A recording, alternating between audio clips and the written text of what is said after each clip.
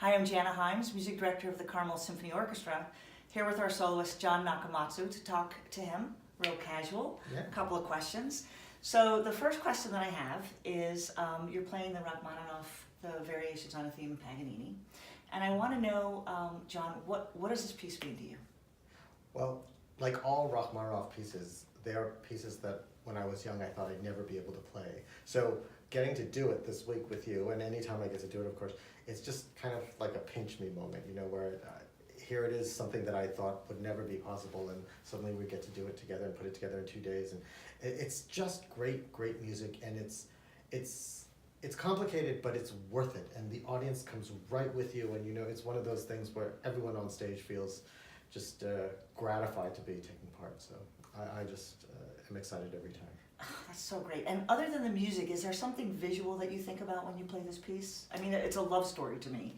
Well, you know, there was the ballet version of this during Rachmaninoff's lifetime, actually, and so in some ways there's this programmatic idea of, you know, even maybe the life of Paganini being depicted through this, you know, his kind of compact with the devil that was, you know, more or less the Dies Irae spot stuff, and you know, his virtuosic craziness, which is replete throughout, and then the middle section, which is about this love for a woman who maybe will doom him to a demise. And anyway, it's something to think about, but again, it's something that, you know, maybe it's completely not what Rachmaninoff was thinking. You know, we never really know what he was thinking with any of his compositions, but it kind of works. It's very dramatic, and certainly the music itself shows that very clearly. Absolutely. So what's it like when you come to a new venue and you have to play a new instrument every time you perform? Is that the hardest part of the job? It's one of the hardest parts. It could be terrifying, Yeah, actually. So I can imagine. and you'd be surprised what is on stages, you know, and partly because we're expected to make one piano work generally, you know, and whatever's in the hall you have to use, and what may be good for certain repertoire might not be good for other repertoire. So if, you know, an ensemble or an orchestra is using one instrument for everything, it may work better at times than others. But you know, I think it's part of the adventure. I'd much rather do this and risk, you know, being upset in the hall than having to take an instrument through TSA, honestly. Like Horowitz, he used to bring his piano. Oh yeah, but he didn't have to go. He didn't have through TSA, security. that's he right. Just lifted it out of his building. That's right, that's right. But I think the one neat thing is that each piano has strengths and weaknesses, and if you can just capitalize on the strength, any piano, even a bad piano, will allow you to do something that maybe you hadn't imagined. And so those are the kinds of things that I look for, especially when I'm not feeling that it's working exactly the way I want. Do you have to change your technique actually? Mhm. Oh wow. You change fingering often. Wow. Even just interpretive things have to be dealt with. You know, if the piano is not a big sound, then everybody has to kind of adjust to a different dynamic level. I think the one thing that we have to remember as pianists, and it's hard to in the moment, but if a piano lives in a hall or an audience is used to hearing that instrument, that's what they're used to hearing. That's the sound.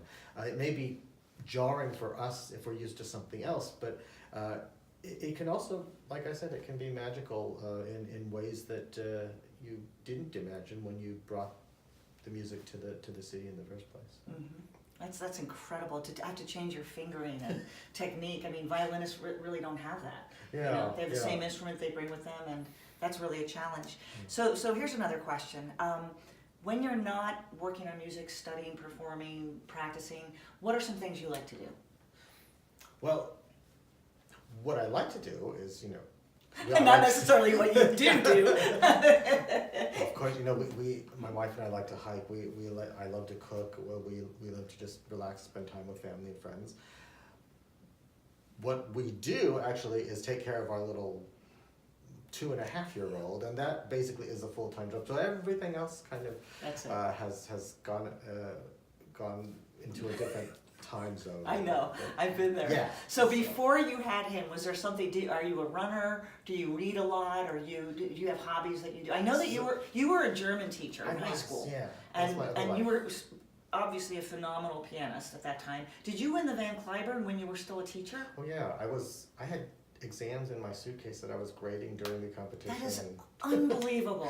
yeah, it was a different life. I was calling the parents during, the sub during the competition, and I would practice and then do my performances and then go back and figure out what was going on in school, because that was, music wasn't paying the bills back then, and I really had to have something that was stable and a contingency in case music didn't work out. And I was completely ready for that, because going through this world, this business, it's unpredictable, and it's not really what one imagines as a student. And so I had an alternate path just in case, but luckily things worked out in a good way. Oh, absolutely. Did your life change once you won the competition? Absolutely. It Yeah. just, 3 days later I was touring as the winner, and so I never really went back You to never went back, work. yeah. I went back about 2 months later to go clean out the classroom. So after having debuts at Aspen and Tanglewood and all that stuff, and I went back and I'm scrubbing floors and